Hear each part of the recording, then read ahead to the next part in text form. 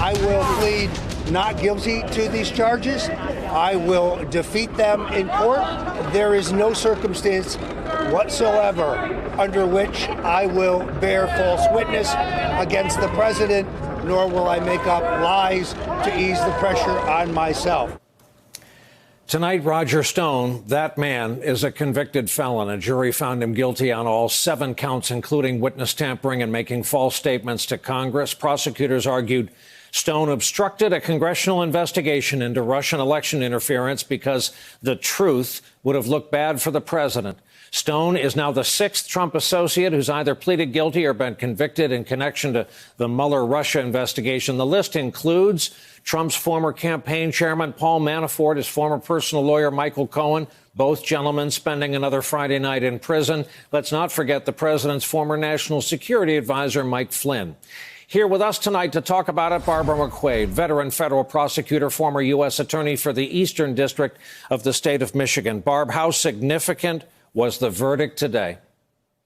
I think today's verdict was really important to just make sure the world knows that truth still matters. At one point, Roger Stone himself said that these lies don't matter. And I think with this verdict, 7 counts out of 7 counts, unanimous jury verdict in just a few hours of deliberation sends a clear message that truth really does matter. I also think that it could have an impact on other witnesses who are testifying in the impeachment proceedings, who are watching and who see that there is consequence for telling lies. We all, because we're journalists, say we use the same phraseology, barring appeal, a pending appeal. What is the real life likelihood that this conviction is somehow overturned?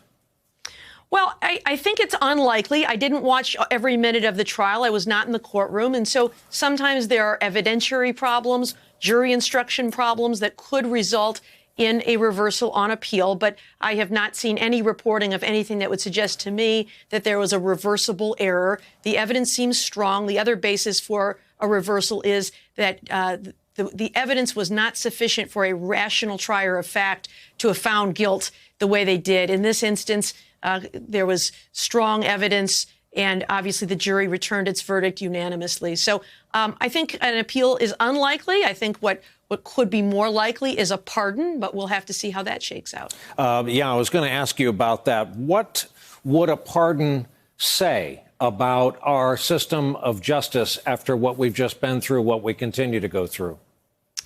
I think a pardon would be a really awful thing for the rule of law in the United States. It would say that loyalty to the president matters more than fidelity to the rule of law. Sometimes people are forgiven. That is the purpose of a pardon, to say we are showing you mercy because you have shown remorse. To date, I've seen no remorse from Roger Stone. He says that he won't lie for the president. Now that he's been convicted, if his story should change, maybe that changes that scenario.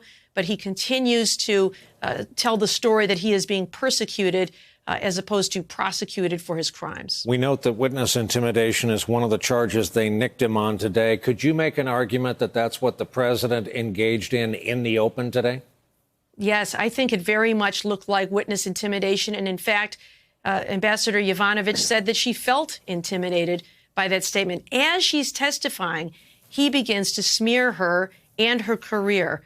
What can that look like other than an attack to try to chill her testimony? And even if it did not stop her because she had the courage to continue, does it send a message to everyone else out there who may be watching and put myself through that same kind of abuse that she is suffering? And so it is a crime to intimidate a witness, to try to influence their testimony by intimidating them or threatening them. And it's certainly an abuse of power that I also think shows a consciousness of guilt and a desperation by the president. Final question, as we keep saying, Ambassador Sondland's got a whole lot of explaining to do. Can he take the Fifth, or can he try to get an immunity deal? He could do both. He could take the Fifth and just refuse to answer any question that might incriminate him. If I were his lawyer, I would be having a very serious conversation about that right now. He could also get an immunity deal. I don't know that Congress would want to give that, because that would mean that it could also immunize him as to any criminal proceeding that might follow these hearings. But if they believe that it is worth it to get the information that they need about President Trump, that is something that Adam Schiff has on the table for him to use. This is what he gets for having written $1 million check to the inauguration. Barbara McQuade, it's always a pleasure to have you on. Thank you.